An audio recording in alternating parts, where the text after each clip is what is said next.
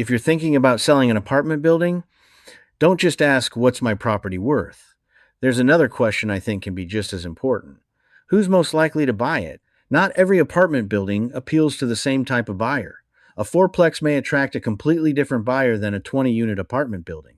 A property with significant rent upside may appeal to a value add investor. A stabilized property with strong current income may appeal to a long term investor looking for predictable cash flow.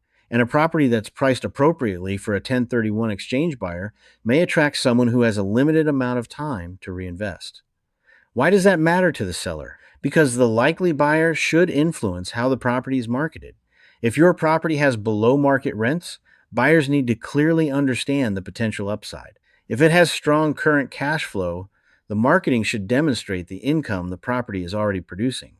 If it's a smaller property that might appeal to an owner user, that may require a different marketing approach altogether. The mistake is assuming that simply putting the property on the market will automatically find the buyer willing to pay the most. I think a better strategy is to identify the most likely buyer groups before the property is marketed and then make sure the property story reaches those buyers. Because when the right buyers understand why a property fits their investment strategy, you have a better opportunity to create interest and competition.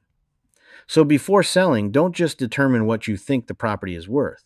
Determine who is most likely to see that value and make sure they know about it.